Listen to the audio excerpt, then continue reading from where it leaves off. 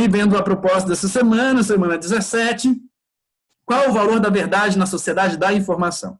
Primeiro ponto, a gente precisa pensar sobre o valor da verdade, né?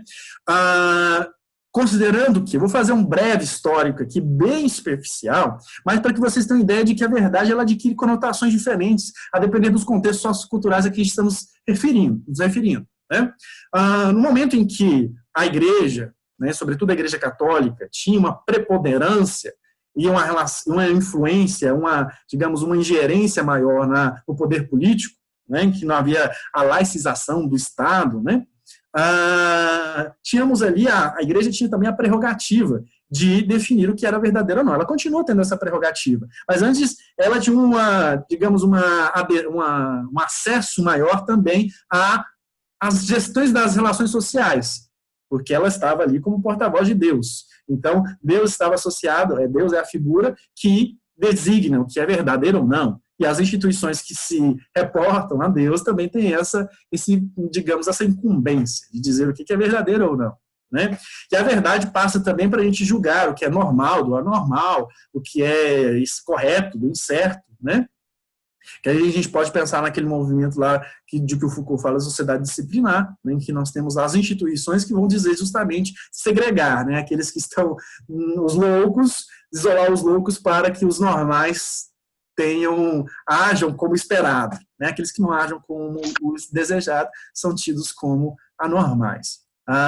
Mas esse processo, essa instituição da verdade, ela vai ganhando dimensões diferentes, sobretudo com o processo cientificista do século XIX, né, em que a ciência ascende, né, como também uma autoridade para designar o que é verdade, sobretudo com os métodos científicos que vão adquirindo aí os seus procedimentos, exteriorizando. Na sociologia, por exemplo, em relação à sociedade, surge ali no século XIX, com Durkheim, Weber, né, Marx, que vai estruturando o método sociológico, né, de como fazer uma pesquisa. Né? As pesquisas de Darwin ali na biologia também explicitam ali um procedimento, uma metodologia para alcançar resultados. Por isso que um dos pontos ali da discussão dessa proposta é justamente a ciência. Por que a verdade da ciência ela deveria ser mais confiável que outras verdades? Né? Verdades que são associadas normalmente a crenças. Né? Que a gente substitui ali aquela verdade teológica, aquela verdade religiosa, né, que é fruto de uma crença, de um dogma, né? Eu não estou dizendo que isso é negativo, estou dizendo que é um processo cultural que isso acontece. Porque quem continua, né, quem se mantém filiado a uma igreja ou devoto de uma religião, continua se fiando, né, se apoiando nessas verdades teológicas. Mas aí ela passa a dividir, disputar ali um espaço com uma verdade científica. Que, à medida que a ciência vai avançando, a gente percebe que a verdade não tem na ciência aquela constituição absoluta como tem na religião. Por quê? Há uma disputa de resultados, de evidências, porque os físicos, os químicos, e mesmo os cientistas sociais, né, da sociologia, eles estão em debate, estão ali a construção do conhecimento ela é impermanente, digamos assim, ela não se mantém estável todo o tempo, porque há um processo mesmo de revisionismo, que não é um revisionismo, o revisionismo necessário da ciência, da história, ele não é negativo, ele é necessário, porque, claro, a cultura ela se diversifica, os padrões culturais se distinguem à medida que o tempo passa, porque vão surgindo novas relações, novas tecnologias, sobretudo, né, avanços da tecnologia interferem muito nessa relação com os sentidos que são transmitidos. Né? Então, vocês percebam que esse valor da verdade ele vai oscilando, conforme os parâmetros que se estabelecem. Claro que com o avanço dos meios de comunicação, né, que temos lá o rádio, depois a televisão, e por fim, né, assim, grosso modo, né, que aí temos lá também a presença do cinema, que vai ao longo do século XX também ganhando seu espaço, né, avançando digamos, nas arenas sociais aí, e exercendo alguma influência. A televisão, sobretudo, né, em meados do século XX, começa a agir de forma bastante intensa como esse veículo de transmissão da informação. Né? Eu estou falando dos meios de comunicação justamente porque agora a gente vai para o segundo movimento da frase temática, que é pensar justamente o que é essa verdade na sociedade da informação. A ideia de sociedade da informação, essa expressão, ela surge ali na década de 30, mas depois ela também vai assumindo novos sentidos, a depender do autor que a utilizava, justamente no contexto, porque à medida que a televisão foi acessando os ambientes domésticos, né? Porque assim, o Brasil demorou um pouquinho ainda para que as pessoas tivessem poder aquisitivo para comprar uma televisão. Muitas vezes a televisão era um artigo de luxo, até década de 70, 80, né? Não era todo mundo que tinha televisão em casa. As famílias mais pobres não tinham televisão, né? Acessavam tudo pelo rádio e algumas vezes, em algumas cidades que tinham, pelo cinema, né? Que o cinema também tinha as salas de cinema, que eram mais numerosas, né?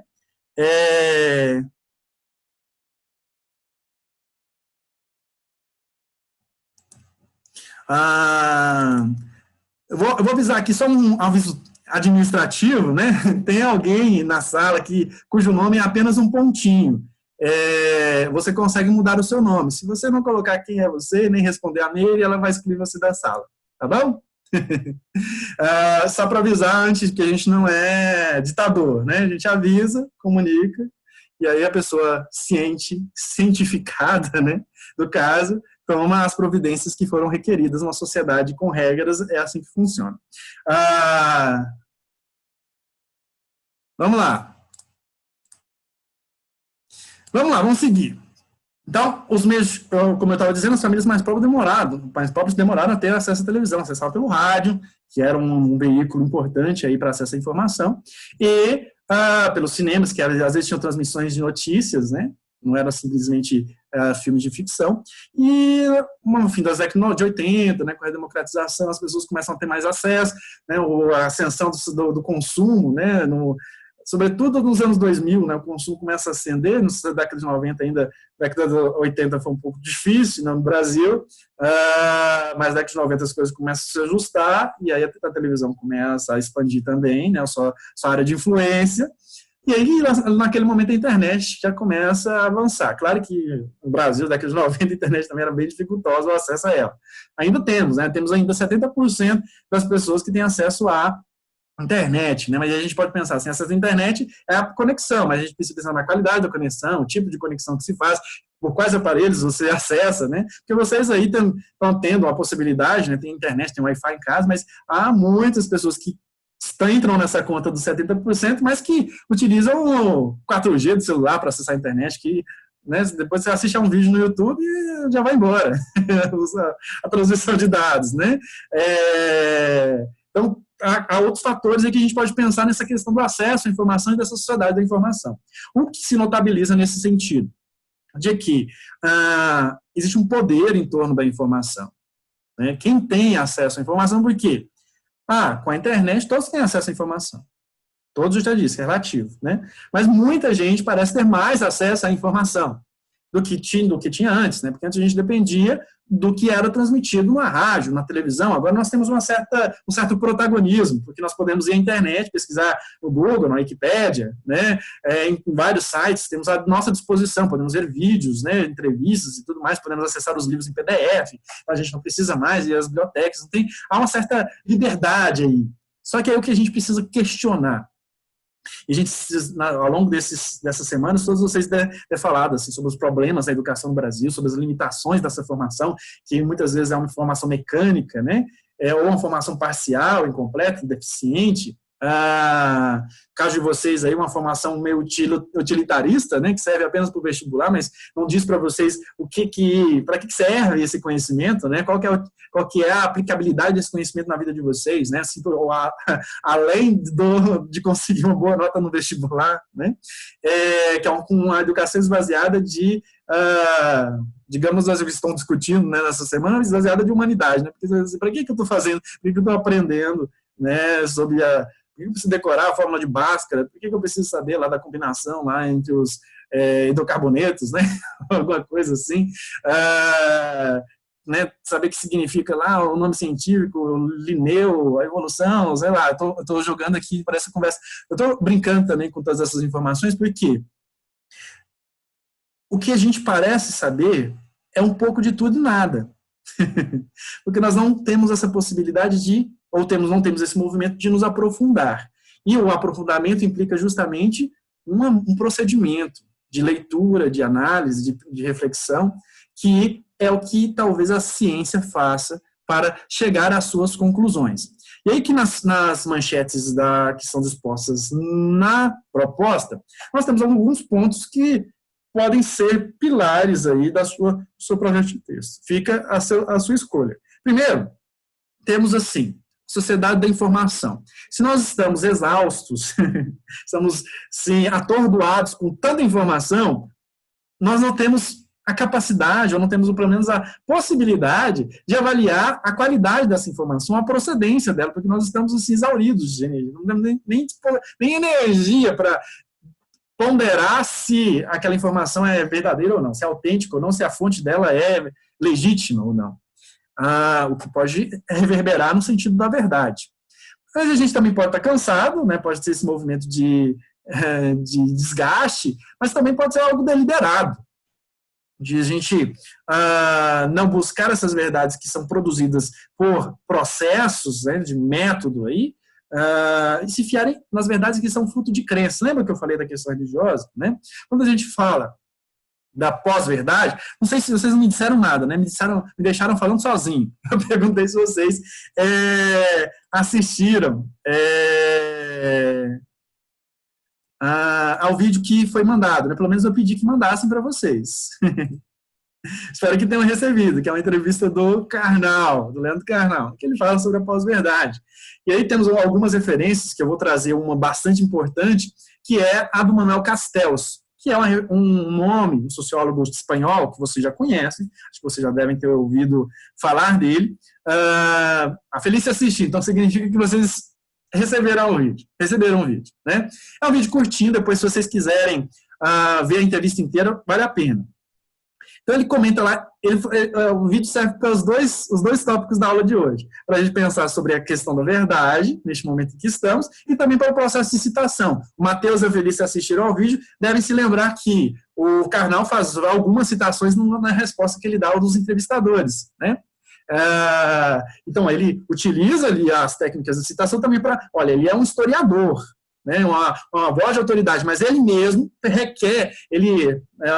recorre, né, a outras vozes de autoridade que possam corroborar aquilo que ele está defendendo. Né? Se der tempo, eu passo o vídeo com vocês para a gente comentar. Se não der tempo, vocês assistam, porque serve como uma fonte a mais para vocês discutirem o tema desta semana. Né? Depois de experimentarem fazer uma redação sem esse apoio, né, extra, coletânea, agora vocês já podem ter certa liberdade para buscarem aí as referências e trazerem essas citações. Vocês podem, inclusive, utilizar uma citação de dentro da fala do Karnal, não falar dele exatamente, né, porque você pode citar o próprio Leandro Karnal ou os autores que ele citou. Né? Então, eu falei de um pilar dessa questão da exaustão e também do movimento da crença, né, de você não se filiar, com o que a ciência lida? Com fatos, né, com a factualidade. Então, ela produz fatos que são, que até aquele momento, pelo menos, não são questionáveis. Né? Pode ser que futuramente um cientista revise, né, a pesquisa de outro e mostre que ali, não, essa aqui não é um resultado mais eficiente. Eu assisti há pouco tempo uma entrevista de uma médica da USP, ela é descendente, ela tem ascendência oriental, agora eu não lembro o nome dela. Alguma coisa... eu tenho um problema com nomes, né? Você já sabe. Agora com nomes orientais ainda, mais difícil ainda.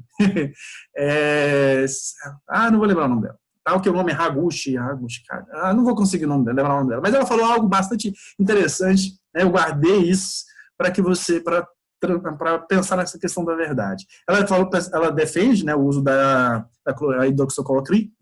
hidroxicloroquina, deu até um reboliço aqui na língua. E ela falou de algo que nos ajuda a pensar sobre essa verdade. Ela diz assim, que a medicina, ela lida com verdades absolutas temporárias. Por que isso? Porque a medicina, ela precisa, né, o médico precisa acreditar que aquele remédio, aquele procedimento, ele é o mais eficiente naquele momento. Porque se ele desconfiar disso, é melhor que ele não recomende, né, para um paciente, porque pode ser que ele coloque em risco a vida do paciente. Né? Então, ele acredita que aquele procedimento é o mais eficiente e é correto, é adequado para aquele caso. Então, é uma verdade absoluta, só que ela é momentânea. Porque haverá pesquisas, pode acontecer de pesquisas futuras demonstrarem que na verdade, existe uma outra solução mais eficiente. Aí, muda-se. Temos ali um consenso momentâneo, né, um consenso que é compartilhado, e aí vem o dissenso. Dissenso desestabiliza aquele consenso, gera uma polêmica e um debate, e aí chega-se a um novo consenso, né? Porque a medicina precisa chegar a um consenso, né? Não é uma ciência que pode ficar aí na hesitação, né? Pelo menos precisa saber muito claramente quais são os efeitos colaterais de determinados procedimentos, né? Então, há um processo na ciência de revisitação da verdade, né? De reconsideração do que é verdade.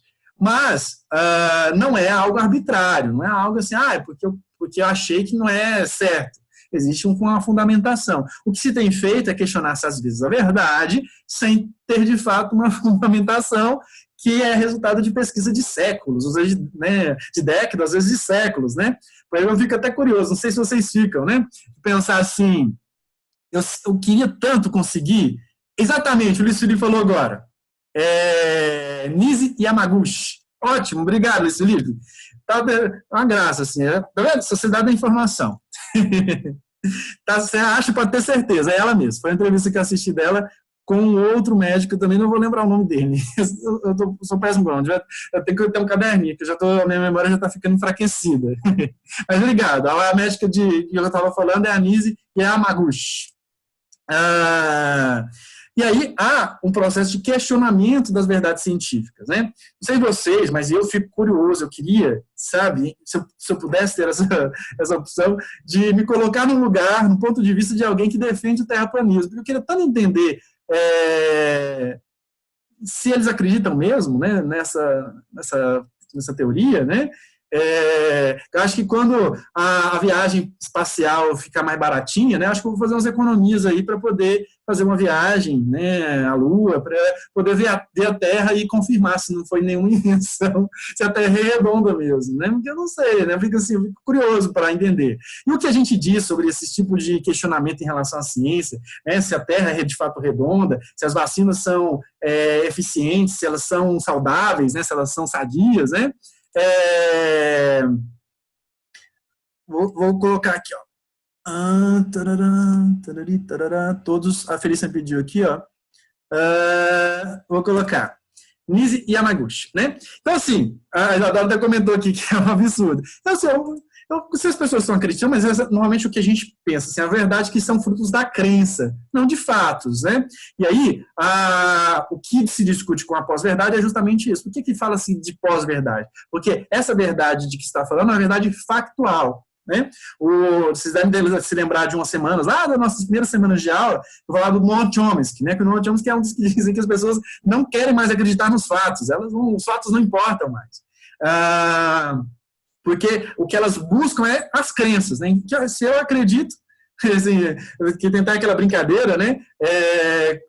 Remetendo a Descartes, né? Penso, logo existo, né? Ego, cogito, ergo sum. E agora vira acredito, alegria, acredito, logo existo, né?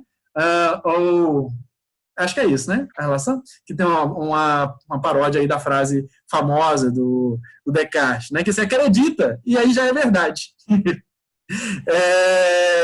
E aí há um outro conceito associado ao de pós-verdade, que é o de auto-verdade, que é quando essa crença ela se vincula a uma determinada personalidade. Então eu acredito porque o outro disse, porque essa personalidade disse. Como algumas figuras políticas de certa projeção, né, que tem os seus sectários lá, que, ele disse é verdade, né, se ele falou que no fim do abismo tem uma piscina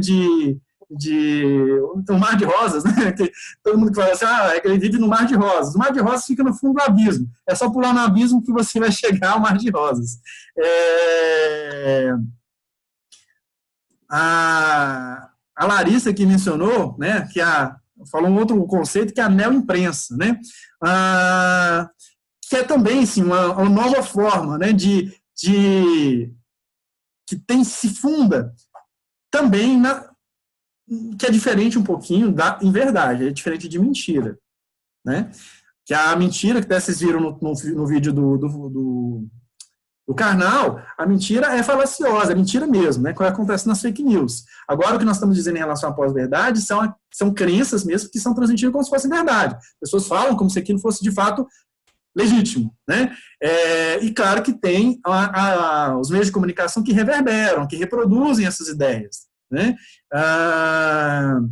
Que é uma imprensa que não é investigativa, né? Ela não investiga a origem daquelas informações, a procedência, a factualidade, o fato, né, daquelas ações. Ela simplesmente transmite, veicula as afirmações e as crenças de determinados indivíduos ou grupos, né? Até, né, a gente pensa assim, qual é o valor de fato da verdade? Recentemente a gente teve, né, já é ex-ministro, porque pediu demissão, em que ele publica no próprio currículo, né, que adquiriu o título de mestre, né, título de doutor na Argentina, né, que fez um estágio pós-doutoral na Alemanha, como se essas instituições não fossem refutar, caso fosse verídico, né, como aconteceu, né, e num posto como do ministro da Educação, que lida com as universidades, com a educação, nós estamos tentando ensinar o que para as pessoas? Que elas busquem lá as fontes autênticas, né, das informações, para que não se baseiem em verdades, né, porque se basearem em mentiras, pode ser que os resultados sejam também falseados, né, que a diferença entre verificar, né, a ciência busca verificar, ou seja, transformar ou tornar verdadeiro, mas há aqueles que buscam falsificar, que é tornar falso, né, ou fazer algo falso, né, que é o que nós estamos dizendo lá da ciência falsa, do processo de negacionismo, que não existe, né,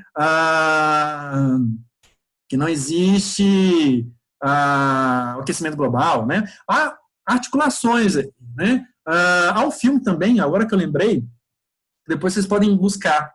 Ontem eu não citei esse filme, que eu assisti recentemente. Gente, eu não vou lembrar o nome do filme. É um filme na Netflix, em que uma professora dos Estados Unidos vai a um tribunal britânico em que um autor lá questiona se de fato existiu o Holocausto, né? Pois aí, ó, os pesquisadores de plantão aí podem me ajudar a descobrir o nome desse filme. Eu acho que a atriz que faz a personagem se chama Rachel Weisz. É um filme da Netflix. Eu não sei se é negação, eu não lembro agora. E eu prefiro não dar uma informação errada. Não vou fazer uma fake news agora aqui. Mas é um filme também que poderia ser que esse movimento do relativismo. Existe um movimento de relativização, de saber que não é absoluto, mas essa relativização não pode ser, ela também é absoluta. Quer dizer que tudo é mentira, porque senão nada pode ser fiado, pode ser resultante de compreensão. Por isso que a gente fala de um declínio da verdade, né? Eu não vou estender, já comentei demais a proposta por hoje, né? Deixa eu ver aqui se alguém achou.